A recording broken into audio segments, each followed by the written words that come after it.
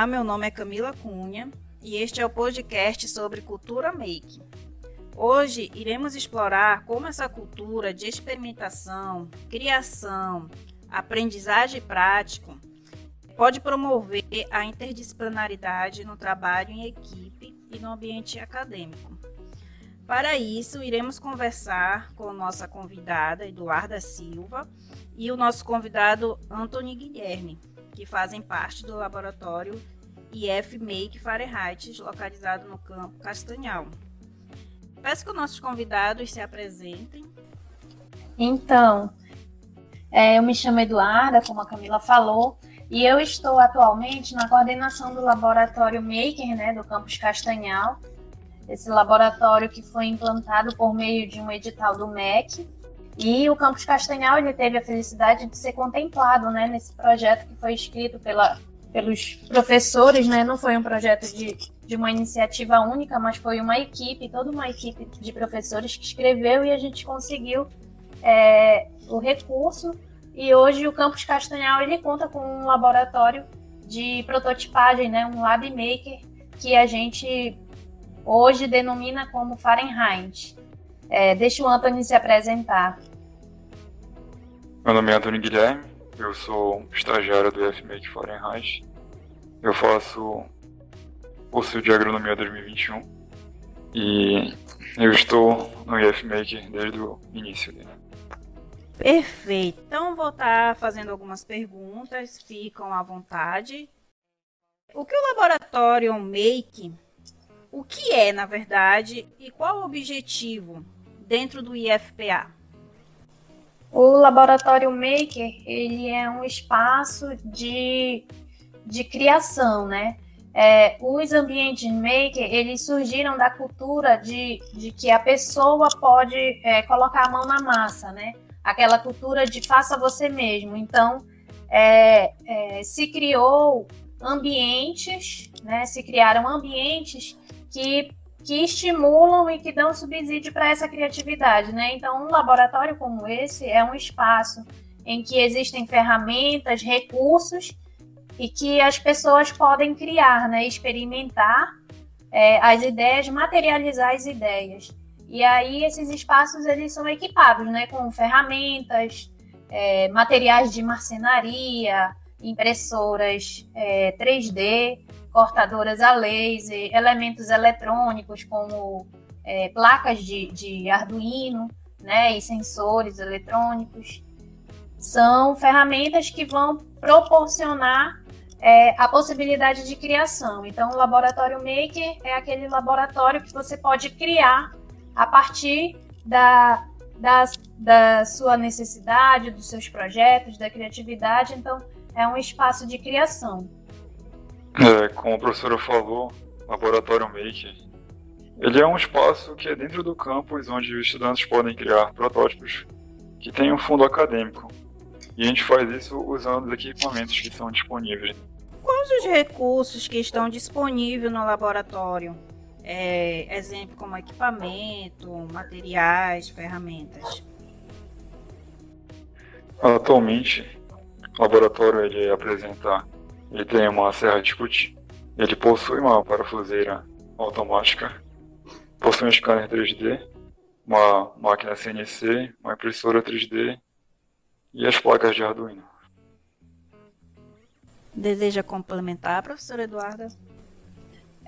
Os materiais.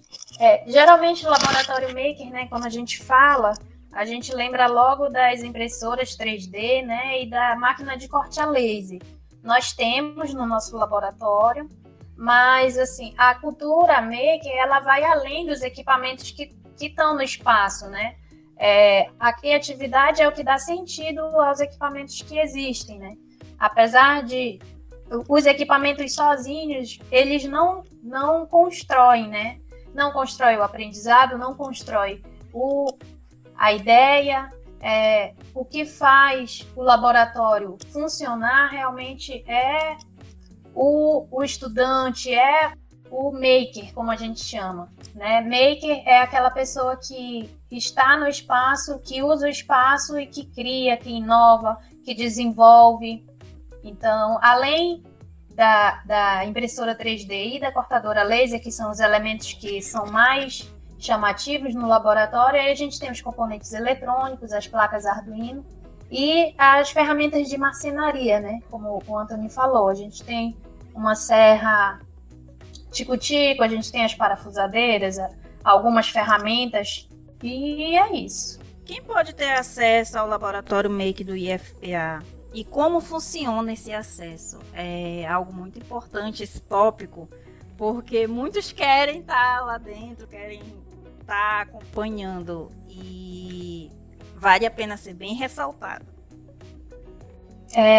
O espaço é um espaço que realmente lhe gera uma curiosidade, né? Mas o que a gente percebe é que no campus as pessoas ainda têm um receio de visitar o espaço, né?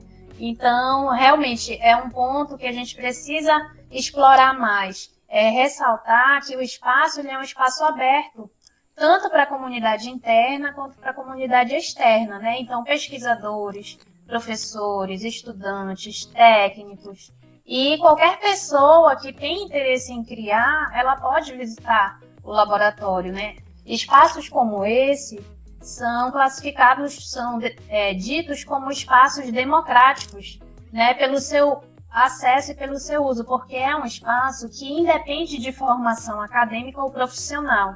O que a pessoa precisa para frequentar um espaço desse é realmente se predispor a criar, né? A ter o interesse em desenvolver, inovar e ter a criatividade para realmente se aventurar num espaço como esse. Então, o espaço ele é um espaço aberto e para ter o acesso, é só entrar em contato, né? A gente tem os nossos contatos, né? O nosso e-mail, tem a página do laboratório. Então, fazer esse contato para a gente poder formalizar, né? Mas o uso ele é livre, né? É um espaço que ele está aberto para o uso, tanto da comunidade interna quanto da comunidade externa. Perfeito. Então, professora, quando a senhora fala que o espaço é livre, um professor ou qualquer outra pessoa pode ir até o campus e produzir algo para si, ou tem alguma solicitação? Como é que funciona? Atualmente, a gente tem algumas questões ainda que precisam ser estruturadas. Uma delas é a questão do recurso, né? Então, o interesse é que o laboratório e a funcionalidade mesmo é que o laboratório ele possa atender um professor que ele tem um projeto, ele precisa de um material que pode ser desenvolvido no laboratório, ele acesse o laboratório e produza esse material. Mas o que a gente ainda tem dificuldade é com relação à manutenção do laboratório, né? Os insumos que são utilizados.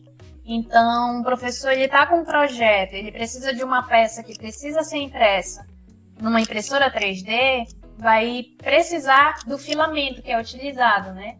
E aí, esse filamento, a gente ainda precisa estruturar a fonte desse recurso para a manutenção dos insumos, né? Os insumos, não só os insumos, mas também a manutenção dos equipamentos, reposição de peça quando necessário, porque há o desgaste das máquinas ao longo do uso. Então, por enquanto, a gente está negociando por meio de contrapartida, né? A gente repassa, olha, a gente pode fazer, mas para fazer precisa disso. E por enquanto a gente não tem esse material. Se você conseguir os insumos para que esse serviço seja realizado, a gente faz o serviço. Nós estamos, na verdade, estruturando essa parte de prestação de serviço para que, de alguma forma, os serviços que são realizados pelo laboratório, eles possam ser convergidos em melhorias para o próprio laboratório, né? Ele possa se converter em melhorias para o laboratório, para a manutenção dos equipamentos que tem lá, para a própria ampliação dos materiais que a gente tem. Então, assim, o uso, ele é negociável por enquanto. A gente está estruturando uma forma, um protocolo já pronto, né? Mas por enquanto o acesso ele é feito diretamente conosco, é só entrar em contato conosco e a gente vai ver a possibilidade de atender sim as demandas, né? E é importante falar também que os serviços do laboratório eles não se limitam somente à produção de objetos, né? Mas também ao conhecimento. Então, o que a gente está estruturando também é capacitações que a gente pode oferecer, né? Serviço de formação, serviço de capacitação, tanto na manipulação dos equipamentos, quanto também na própria cultura maker, né? Difundir essa cultura. Então, a gente também está construindo ali um grupo de pessoas que tem uma certa expertise já nessa parte de criação, de inovação, e que também a gente pode prestar esse serviço, né? Ok, professora. E essas próximas perguntas vêm falar sobre experiência. E aí eu convido o Anthony. Anthony, eu queria que você me citasse alguns projetos que já foram desenvolvidos nesse período que você está no Laboratório Make. Bom, no decorrer desse tempo, nós já utilizamos as placas de Arduino para... A gente já fez a criação de um jogo da memória. Nós já usamos também um sensor para ele colocar a ração automaticamente, com a questão do sensor ativando com a proximidade. Já foi feito também pedido da criação de suporte de notebook por uma empresa. E o laboratório já foi responsável pela criação dos troféus em eventos que ocorreram dentro do campus. Perfeito. Quais foram os principais desafios e aprendizagem com esses projetos? Que eu me lembre é que, inicialmente, meio que os professores e até mesmo os estagiários, a gente não sabia muita coisa para usar os equipamentos. Então, meio que a gente teve que nos dedicar para que as coisas começassem a fluir, para a gente trabalhar junto e fazer com que o que a gente fosse aprendendo ocorresse uma troca de informações. E o máximo de conhecimento possível a gente tinha que compartilhar com o outro. Isso foi muito interessante para mim. Como o projeto contribui para a tua formação acadêmica? É que cada projeto é, de uma certa forma, um incentivo para mim. Porque cada projeto, de uma certa forma, é um desafio. E sempre é um desafio diferente. Isso faz com que eu continue me esforçando cada vez mais. São diversas formas de aprendizagem para mim. É verdade. Várias formas de aprendizagem. Quando você entrou no projeto, você sentiu-se desafiado em relação de sua formação e tá na área tecnológica? Na verdade, eu sempre gostei dessa área da tecnologia. E foi um dos motivos de eu entrar no IFMake Fahrenheit. Perfeito. Por lá trabalhar com esse tipo de equipamentos que eu sempre tive vontade de usar na minha percepção. Vamos parar agora com a professora Eduarda. Eu posso falar também em relação ao aprendizado, né? Assim, os meninos, enquanto eles estão ali envolvidos na construção, a gente que, enquanto professor que está ali para orientar, né, e para conduzir realmente os meninos para o aprendizado, a gente percebe como eles crescem ao longo da execução de um projeto, né? Por exemplo, esse que o Antônio mencionou para um alimentador, né? Um dispositivo feito com Arduino, que tem um sensor ultrassônico, né? E por aproximação ele aciona e uma quantidade de alimento é despejada, né? E aí, assim, numa construção simples, além da parte de programação, que envolve a parte eletrônica lá do Arduino, mas assim, ao longo da construção do protótipo, a gente percebe que eles vão adquirindo conceitos que vão além de conceitos específicos, assim, enquanto eles estavam lá, eles discutiam coisas que eles não falavam a palavra, o termo que eles estavam discutindo, mas a gente via que a expressão que eles usavam se tratava do centro de massa, né? No momento em que eles estavam calculando ali o peso da quantidade de ração que ia ser despejada, né? O movimento que ele ia fazer, então eles estavam ali aplicando o conceito de centro de massa. Claro que eles não têm essa consciência do termo, e aí cabe a nós, enquanto professores que estamos lá para orientar os alunos, a gente chamar a atenção deles para o aprendizado que eles estão desenvolvendo ao longo da produção de um projeto. Então, às vezes é um projeto simples, é um projeto simples entre aspas, né? É um projeto complexo, envolve muito mais do que aquela programação ali, aquele sensor, programar o sensor para ele fazer aquele movimento. Vai muito além disso. Ao longo da construção dos projetos, eles se apropriam de conceitos de diferentes áreas da matemática, da física, da agronomia, no momento em que eles também têm que determinar a quantidade necessária para aquele animal que está se pensando para aquele projeto ali. E aí eles já começaram a expandir, aí tinha um aluno de pesca, aí já começa a falar dos sistemas de alimentação de aquários, né? E aí eles começam essa discussão também interdisciplinar, que engrandece ainda mais o processo, né? O processo de aprendizagem dos meninos, ao longo de um projeto que, a priori, é simples, mas que na execução a gente vê a riqueza e o aprendizado que ele proporciona para os meninos. Sobre a interdisciplinaridade do laboratório, gostaria de saber quais as estratégias estão sendo adotadas para garantir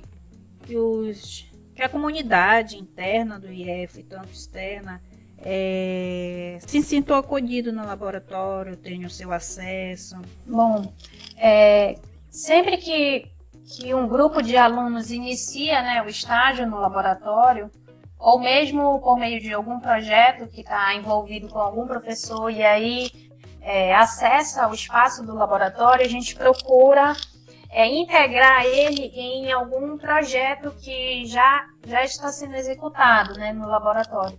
Então, procura também integrar ele com os meninos que já estão lá no laboratório, né? E aí, essa troca de experiências faz com que eles consigam já fazer aqueles primeiros usos dos equipamentos que estão lá, né? Para esse semestre e para os próximos, a gente já está organizando também ciclos de capacitação, que aí vai envolver não somente os membros do laboratório, mas a gente vai atender a comunidade em geral. E eu acho que o principal é o estímulo ao desenvolvimento dos próprios projetos, porque o laboratório ele é um espaço de livre criação. Os alunos eles são estimulados justamente a criar sem aquela ideia de fracasso, de erro, né? Porque num espaço de criação como esse, o erro, ele na verdade, ele é uma parte do processo de aprendizagem. Então, no momento em que a gente estimula a criatividade, a inovação dos alunos, sem esse peso de que o erro não deu certo, poxa, não deu certo, que ótimo, a gente aprendeu também a partir desse erro, a gente vai aprimorar. Então, explorar realmente as habilidades que os meninos já têm para que eles consigam adquirir novas habilidades a partir disso. Também porque, como um laboratório como esse, ele é um espaço que é baseado na colaboração, então isso também facilita a integração dos novos estagiários, né? Quando eles ingressam no estágio, eles já são integrados aos projetos e essa colaboração eles já tem oportunidade também de se manifestar e de contribuir. da forma que eles podem, da forma que eles sabem.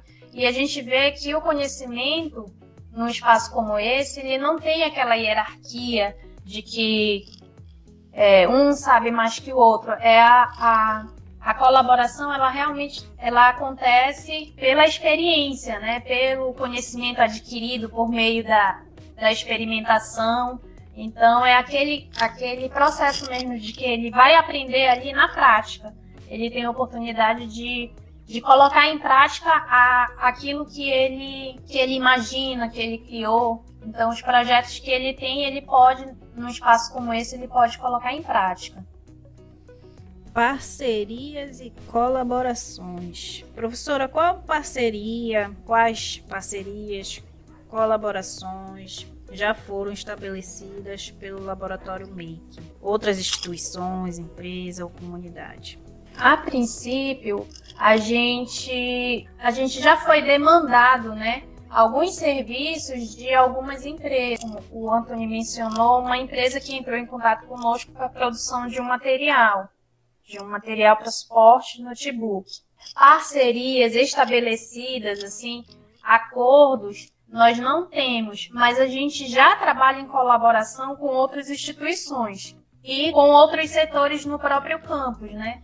Nós também recebemos uma demanda do NAPNE para sinalização tátil de alguns setores do campus que é necessário por conta da inserção de estudantes com deficiência visual. Esse trabalho colaborativo a gente já tem com alguns setores do próprio campus e com algumas empresas e comunidades, inclusive instituições de educação, né? A gente já tem algumas colaborações com essas instituições, mas a gente pretende sim ampliar, né? E expandir as parcerias, porque as parcerias elas vão trazer tanto as oportunidades para o crescimento do laboratório quanto para os meninos também, né? Para os estagiários.